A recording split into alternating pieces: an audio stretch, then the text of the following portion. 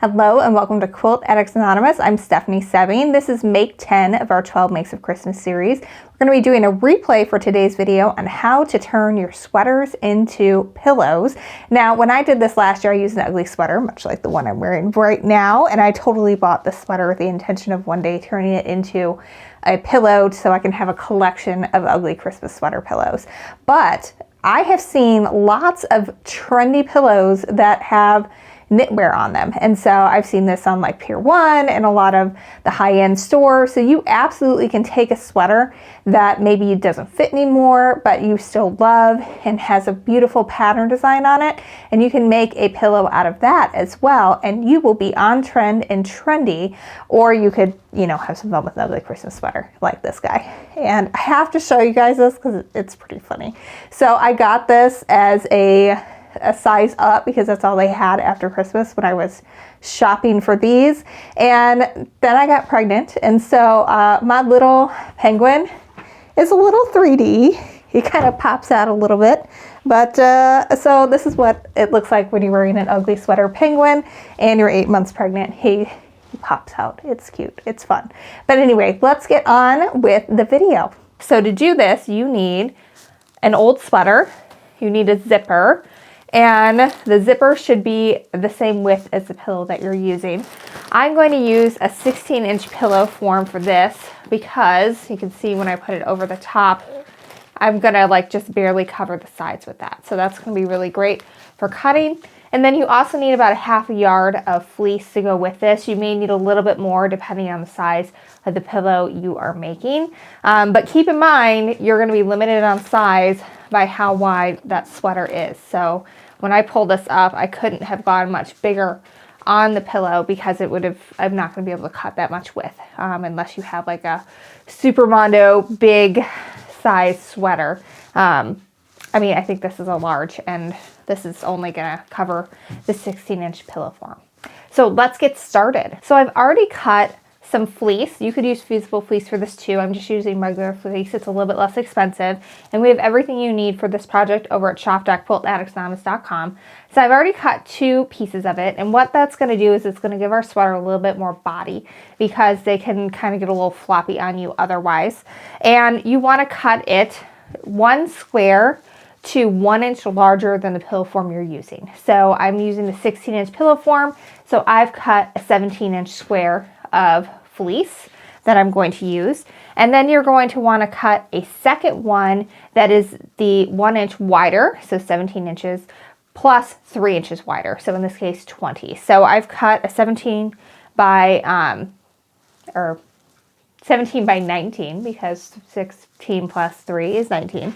So I cut a 17 by 19 one as well. That's going to be for the back. It's going to be what we're going to use to install our zipper in.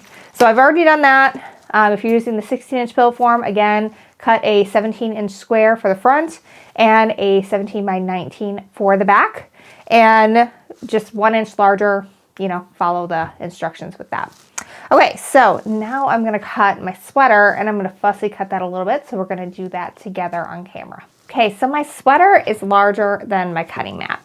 So the first thing I'm going to do is I'm gonna pick where I want the top to be, which is going to be above these ears. So I wanna try and keep as much of the fa la la as I can, and I'm hoping I'm gonna be able to get in his little scarf as well. We'll see. But I definitely wanna keep the ear, so I'm going to turn my sweater to the side. And this is a very long sweater. It's meant to be a tunic. I wore it a lot with leggings, so that will help you. And a lot of times sweaters have designs on them, so you kind of want to try to follow the line of that, just so that way it doesn't look like it's off, because like for example, you can see I've got an inch line coming right here, but it kind of falls down a little bit there. So I want to kind of tug at my sweater a little bit to make sure that that all kind of stays nice and even, so that it makes sense when you put it together. Okay, so now I've got that line in this sweater knitting about even with that. And I've got, let's see, I need to move this up a little bit so that way I can keep the ears, because I'm going to take a 1/2 inch seam allowance with this. So I've got enough space to where those ears are still going to be in the pillow even after that seam allowance. So now I'm just going to cut. Do it one more time to make sure I got everything. All right, did that. So now I'm just kind of slicing off the outsides here. And you do want to be kind of careful with this because now that we've cut it, we have interrupted that weave. So you don't want to be too rough with the edges, otherwise it could start to unravel. And don't worry, we're going to sew everything together so that it won't do that. But you do want to be careful at this point that you don't start to unravel your sweater. All right, so this we're just going to set to the side. Now lifting the sweater up, I'm going to move it so that the edge I just cut is even with the 0-inch line of my mat. And again, being real gentle with that top part so that it doesn't unravel. All right, now I want to cut it at the 19-inch mark. And the top part is going to be smaller when it's all said and done, but I want to cut at the 19-inch mark now so that way I can cut the longer part that's going to be on the back at the same time. So I kind of have to lift up and peek and find out where the 19-inch mark is. Oh, and I'm lucky. It is basically almost exactly where the ribbing starts. So that's nice. That's good. I'm going to get most of my llama on this pillow. So I'm very excited about that. I know it's quirky, but it's fun. And I definitely have to go over that a couple times. It's about time for me to change this blade. And we're cutting through a lot of layers here. Now for these parts that extend beyond my cutting mat, I'm just going to cut that with my regular scissors because it's not going to be on our pillow, so it doesn't need to be exactly straight. But we also want to get this out of the way so that way we can just start trimming our pillow down some more. All right, so we've got our length cut. Now comes the tricky part where we have to center the motif. So in this case, my llama. So I've got the llama pretty much center in the board. This is an 18 by 24 inch board. And so 9 is going straight up through the center of the llama. So since I have an 18 inches wide to cut here, what I'm going to do is I'm going to cut a 1/2 inch in on the board. So that's kind of hard to see. What you're going to do is I'm lining up my 1/2 inch mark of my ruler with the 17-inch mark on my board. And then I'm going to come all the way up to the top and make sure that it's in line up there as well. And it is.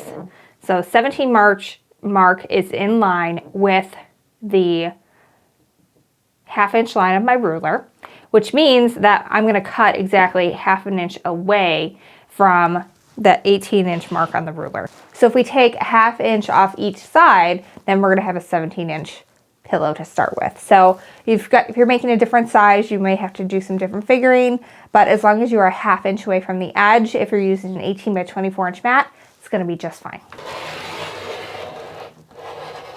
All right, I'm flipping that around and I'm going to do the same thing on the other side, measuring so that I'm a 1/2 inch away from the edge. All right, so now we've cut this to 17 by 19 inches, which is the side we need for the back of the pillow when we're doing a 16-inch pillow.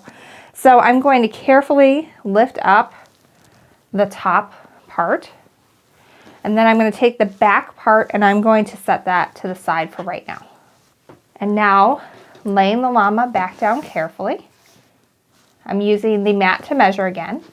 So I'm lining the top of it up with the 0-inch mark on the mat, and the edges nice and even.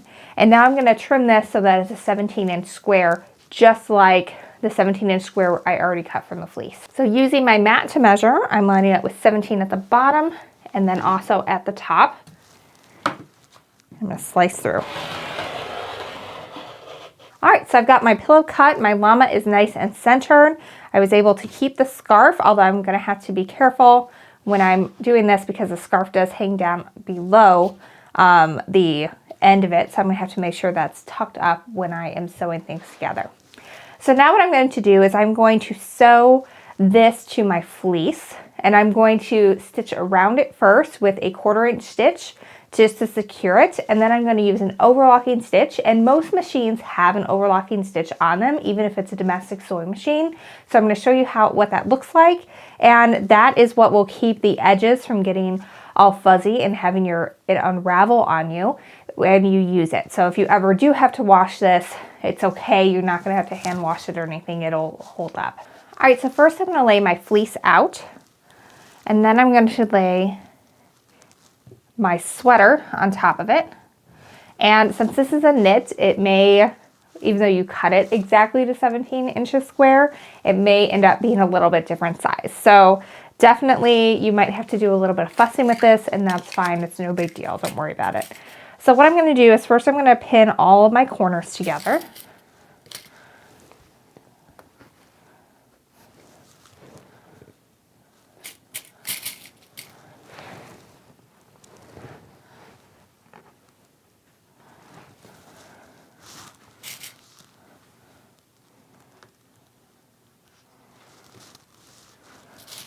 And then I'm going to pin halfway through on all the sides.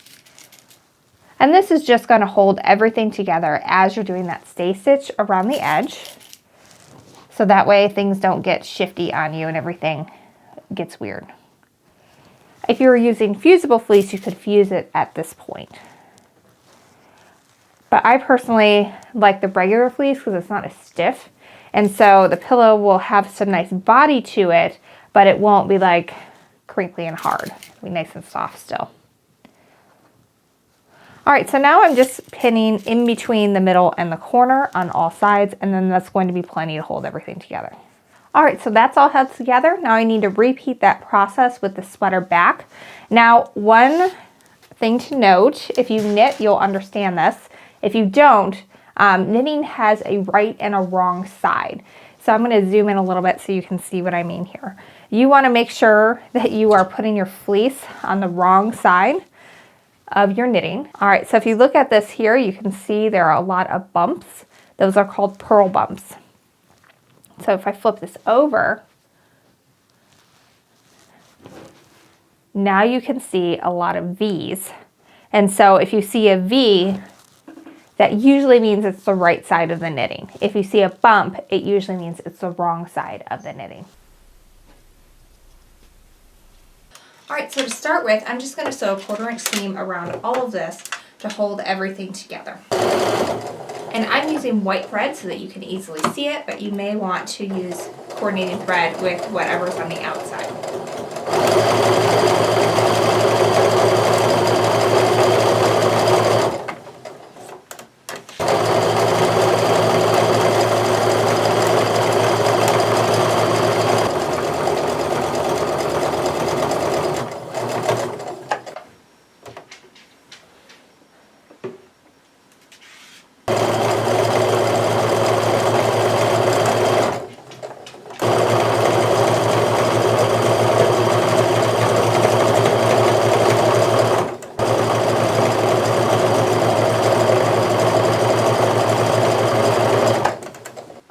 So I've got everything all sewn together. Now I'm going to overlock around the edges.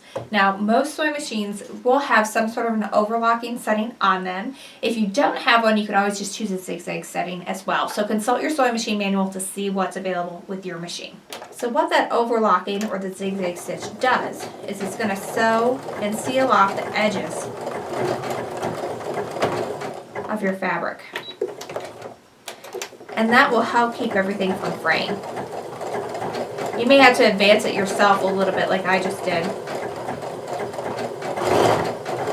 in order to get those feed dogs to catch. So you're just going to go around everything one more time using that overlock or your zigzag stitch. So you can see this overlocking stitch. It has just sort of stitched over the edges. Ideally you want your stitch to come all the way over the edge, which it did in this one. And that just helps secure everything and keep it from unraveling as you use the pillow, or if you ever have to take it off and wash it. That's a really good thing to do, so that way all your hard work doesn't unravel if you ever have to wash this thing. Now it's time to install the zipper, and I know that zippers can be very scary, but this is the easiest way I've ever found to install a zipper, especially on a pillow. So I'm going to show you how to do it next. So the reason why we left a little bit of extra space is because we're going to use it now to install that zipper. And then there'll be some seam allowance in there. So I'm just laying my ruler out, and I'm going to pull this up so that the bottom edge of my sweater is even with the 3-inch mark on my ruler. I'm going to go ahead and pull that out, and I'm just going to put a pin in here to hold that in place on either corner. You could press this, but this is not really material that's going to hold a press, so I wouldn't worry too much about that. I would just get it in line here and pinned in place. I put my machine back onto a straight stitch, and you'll notice your machine has all these markings on it that will tell you where your seam allowance is, and I'm going to use the 1-inch mark to line everything up with. So I've got my needle in the center position, and now when I move this over, this part right here is going to be even with the 1-inch marking on my sewing machine, and that will help me sew an accurate 1-inch seam all the way down. Now I am going to reinforce this seam by sewing backwards and forwards at the beginning and end of the stitch, and that will help keep that from coming apart over time. Alright, so I've sewn about 1 inch or so in on a regular stitch here. And now I'm going to reinforce those stitches and sew backwards and forwards. Now I'm going to increase my stitch length to the largest stitch length possible. For me, that's a 5.0.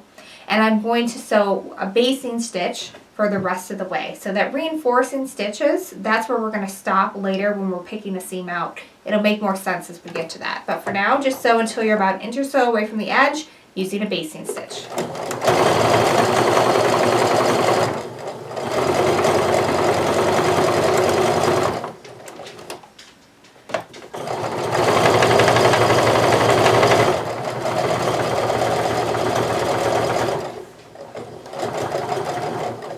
So I'm getting pretty close to the end, so I'm going to return my stitch length back down to what it's standardly set at, which is 2.5.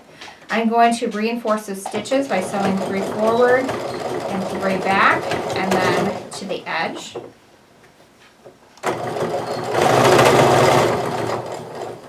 And reinforce those stitches again at the end.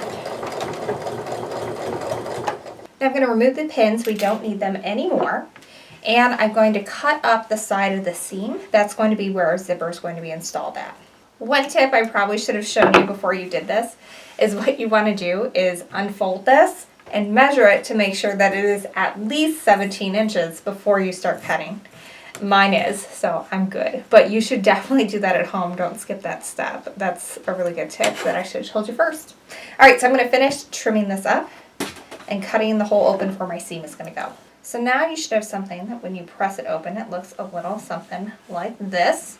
And I need to do something to secure this so that it's not a hot mess when I'm trying to sew it. And I want to make sure that these edges are secured as well with that overlocking stitch. So that's exactly what I'm going to do next. I am going to pin this a little bit and then do each one separately just to kind of help keep everything in line as I go. So I'm just putting little pins in every 4 inches or so. And first I'm going to do one side of the seam that I just cut open and then the other. If you were doing this with a regular pillow that was not a sweater originally, it would not be so challenging to get it pressed apart. You could just hit it with an iron, it would go, but this isn't going to keep the fold if we do that. So that's why I've got to pin it first. So I'm just kind of stretching it so my edges are even, and then I'm opening this up to keep the left side of the new seam out of the way. And the fleece is not going to unravel on you, just the sweater could. So that's the edge that you want to make sure you're catching with the overlocking.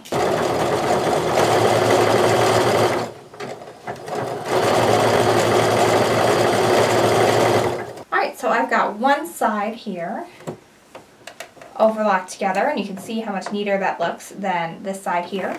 So now I'm going to do the same thing on the other side. Again, I'm just going to flip it so that just this part of the seam is underneath the seam allowance and the rest of the pillow and the other seam is facing away from me.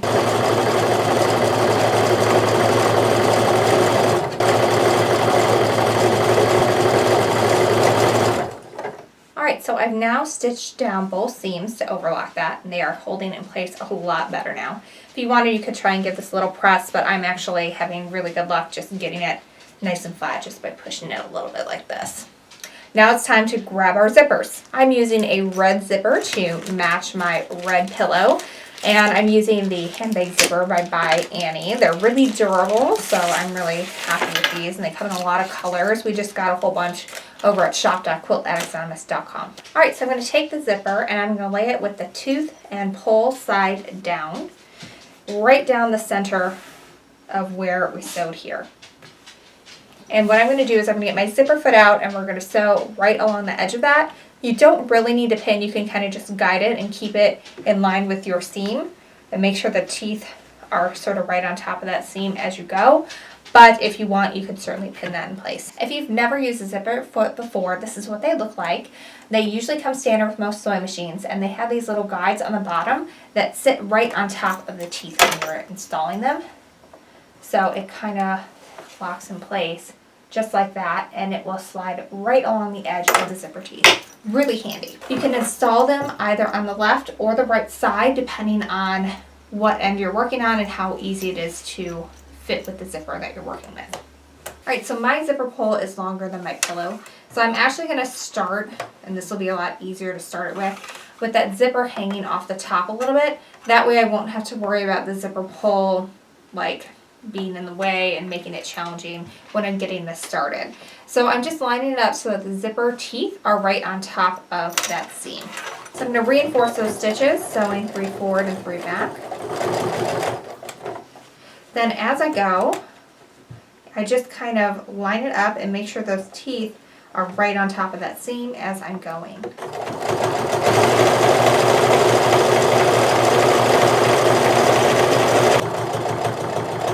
So I'm sewing all the way to the edge. We won't have our opening be quite that large, but that way we're going a little bit beyond. So what I'm going to do now is I'm going to sew across the zipper, and you can sew through a zipper, like you're not going to hurt anything, but I like to just move that hand wheel to advance the needle by hand just to ensure that it goes through nice and smoothly rather than hit it real hard and break a needle.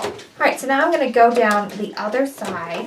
So I need to make one more stitch for that to fit nicely. Roll this up so it's a little easier to go through.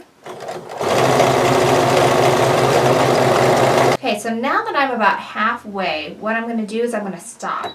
And I'm going to reinforce those stitches, sewing backwards and forwards. I'm going to break my thread. And what I'm going to do right now is I'm going to start to open up this seam. And what that's going to do is it's going to allow me to pull the zipper down a little further and still be able to get into this. Alright, so starting where that seam got bigger for the basting stitch, I'm going to start breaking those seams open. And it should be pretty easy to do, but be careful that you're not ripping your fabric or your knitting as well, that you're just getting those basting stitches. But they should come pretty easily because they're large. And this is why you at home are going to want to use matching thread, because I can see my white threads here as I'm doing this, because you do have that one tiny little seam on the side here that will be visible. Alright, so I'm going to go just beyond the point where I stopped.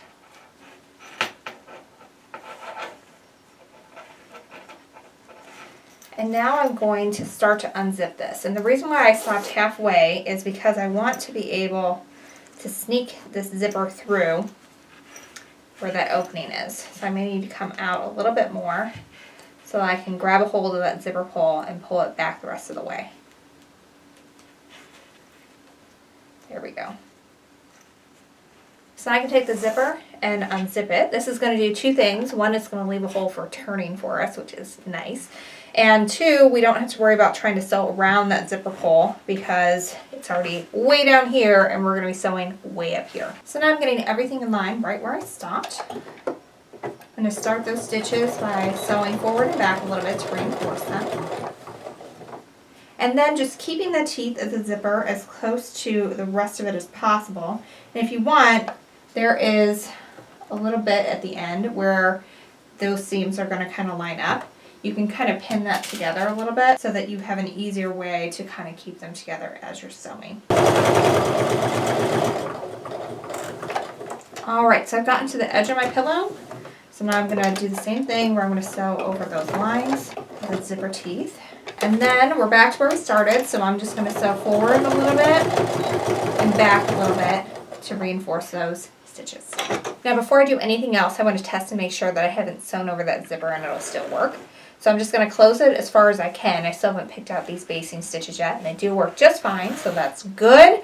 So I'm going to grab my seam ripper again and finish ripping out the basting stitches, and then our zipper is done and we're ready to sew this together and have a fabulous pillow. Alright, so just pick out all those extra little threads so no one ever knows that you had a basting stitch in there. And then we're ready to trim off our sides so we can get our zippers trimmed even with the edge of our pillow. And you can just use regular scissors to cut these off. And then we're ready to sew everything together. Alright, so I'm going to close my zipper because I need to measure this now and make sure that it is 17 inches from top to bottom so that it fits nicely with my top piece. Alright, so when I line the top of my piece up with the 0-inch line, I can see that we are past 17 inches by about half an inch or so, which is going to make a problem when you go to sew it together. So I have two options. I can either take a ½ inch off the top or the bottom. I kind of like where the zipper is falling on the bottom, and I don't like it when it gets super close to the end because it gets really bulky. So I'm going to take it off the top in this case.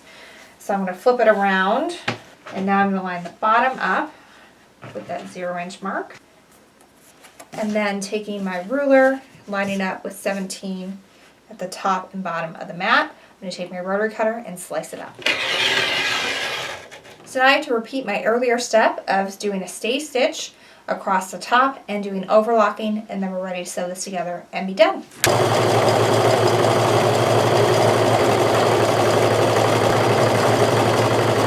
So normally when you do pillows, you need to leave a hole open for turning. In this case, we just need to unzip our zipper before we start pinning everything together, and that'll be our hole. Alright, so making sure that my zipper is on the bottom, I'm going to lay everything right sides together so that the sweater portions are facing each other. And I'm going to start pinning the corners first, and then pinning the sides, just like when we were sewing the fleece together to give it a little bit of body. Now using a ½ inch seam allowance, I'm going to sew all the way around the edge of my pillow. And I'm going to go ahead and start in the middle bottom. That way if it doesn't match up perfectly when I'm sewing everything back together, it's not going to be the end of the world because it's the bottom. So I'm going to reinforce those stitches. Start going around.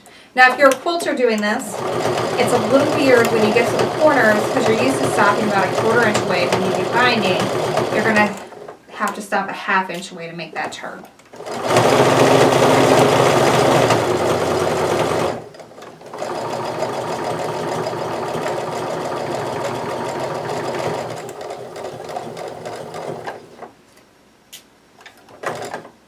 Now it is pretty thick at this point, so if you wanted to use a walking foot, you could do that.